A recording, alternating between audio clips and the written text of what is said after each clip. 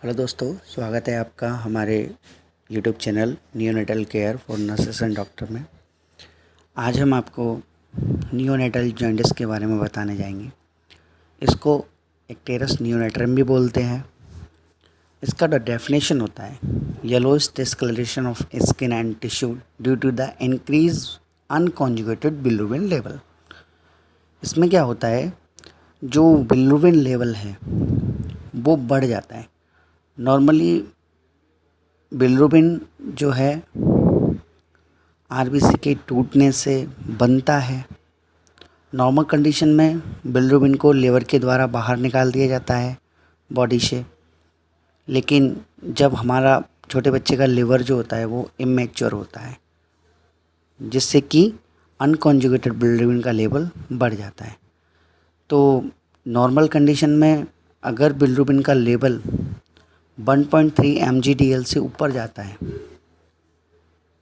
Normal होता है 1.3 mgdl, 1 से लेकर 1.3 mgdl, 2 mgdl से ऊपर जाता है एडल्ट में, तो उसे हम जॉन्डिस बोल देते हैं। लेकिन बच्चों में कम से कम 5 mgdl से ऊपर को हम जॉन्डिस या पीलिया भी बोलते हैं इसको। ठीक है। अब बच्चों में क्या होता है, नॉर्मल कंडीशन में क्या होता है, आपको आरबीसी टूटेगी तो हीमोग्लोबिन निकलेगा। हीमोग्लोबिन दो भागों में टूटेगा, हीम और ग्लोबिन। ग्लोबिन प्रोटीन होती है एक तरह की, उसका मेटाबॉलिज्म अमीनो एसिड्स में हो जाएगा। हीम बिलिवर्डिन बनेगा हीम से, फिर बिलिरुबिन जो अनकॉन्जुगेटेड होगा लिवर में जाएगा, कॉन्जुगेटेड फॉर्म में लिवर उसको बाइल के माध्यम से बाहर भेज देगा। फिर वो यूरोबिलिनोजन जो कि यूरिन से बाहर निकाल दिया जाएगा, और स्टेरोकोबिलिनोजन जो कि स्टूल के माध्यम से बाहर निकले। ये नॉर्मल पैथोफिजियोलॉजी होती है। ये एक तरह से एक नॉर्मल कंडीशन में बिलिरुबिन को बॉडी से बाहर निकाला जाता है। अब बेबी का लिवर जो है इमेच्योर होता है, तो ये प्रक्रिया अच्छे से नहीं हो पाती और अनकॉन्जुगेटेड बिलिरुबिन का लेवल बढ़ जाता है। बच्चों में क्या होता है, बच्चों में दो टाइप का जॉन्डिस देखा जाता है। सबसे पहला होता है फिजियोलॉजिकल जॉन्डिस और दूसरा होता है पैथोलॉजिकल जॉन्डिस। इसको अगर हम साथ साथ देखेंगे तो फिजियोलॉजिकल जॉन्डिस क्या है, एक नॉर्मल फंक्शनिंग ऑफ बॉडी की वजह से होता है। ये कोई बीमारी नहीं है, इसमें कोई डिसीज़ कंडीशन नहीं है। बच्चों में देखा जाता है जो न्यूनेट होते हैं उनमें आरबीसी का नंबर ज़्यादा होता है। जितनी ज़्यादा आरबीसी होगी उतनी ज़्यादा आरबीसी टूटेगी, और आरबीसी टूटेगी तो बिलिरुबिन बनेगा। बिलिरुबिन बनेगा, बच्चे का लिवर जो है इमेच्योर होता है तो वो उसका लेवल बढ़ जाएगा। ठीक है। और दूसरा कारण क्या है, आरबीसी की लाइफ स्पैन जो है 80 दिन से कम होती है। और इमेच्योर लिवर, बार बार बता रहा हूँ, एक लिवर के पास यूडीजीपीटी एंजाइम होता है, यूरेनाइल डाइफॉस्फेट। ये जो इस टाइप का जो न्यू फिजियोलॉजिकल जॉन्डिस होगा बच्चों में, फिजियोलॉजिकल जो जॉन्डिस होगा उसका मेन कैरेक्टरिस्टिक्स ये है कि ये 30 से 72 घंटे के बाद होता है। शुरुआती 24 घंटे में कभी नहीं दिखेगा, वो पैथोलॉजिकल होगा, उसमें ऐसा दिखेगा। ठीक है। और इसमें 15 mgdl से ज़्यादा कभी भी बिलिरुबिन लेवल नहीं होता है।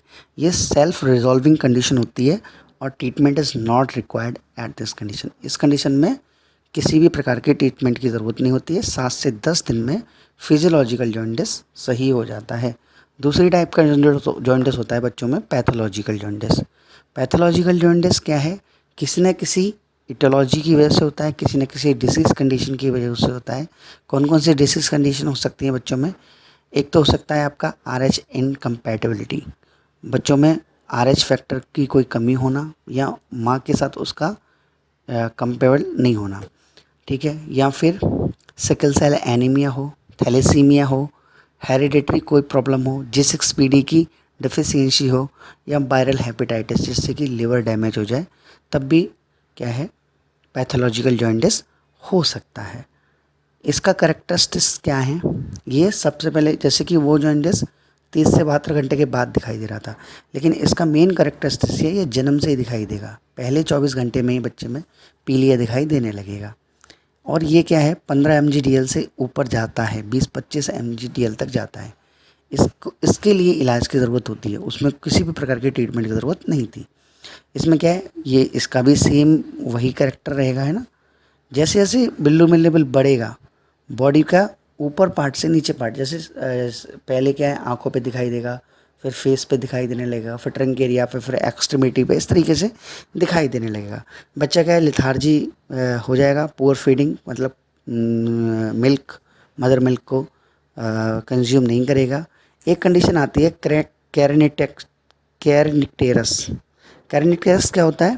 कैरनिटेरस एक कंडीशन होती है जब बिलिरुबिन लेवल 15 mg/dl से क्रॉस कर जाता है तो फिर वो ब्रेन सेल को डैमेज कर देता है। 20 mg/dl के लगभग पहुंच के ब्रेन सेल को डैमेज कर देता है। इसे बिलिरुबिन इंसेफेलोपैथी, इंकैफेलोपैथी या सेफेलोपैथी कहते हैं।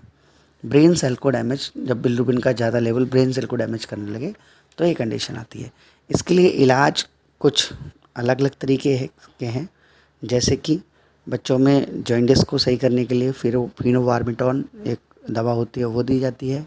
आपकी एक थेरेपी होती है, एक ब्लड एक्सचेंज किया जाता है इसमें, मतलब जो बच्चे का ब्लड है वो अम्बिलिकल कॉर्ड से और माध्यम से ब्लड एक्सचेंज की प्रोसेस की जाती है। ब्लड एक्सचेंज करने के दौरान कैल्शियम ग्लूकोनेट भी दिया जाता है।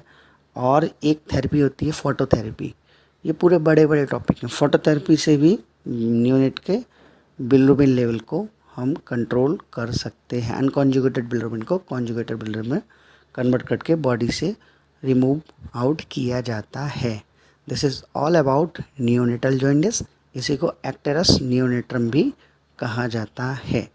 इसी के बारे में और डिटेल में जानने के लिए बने रहे हमारे चैनल के साथ।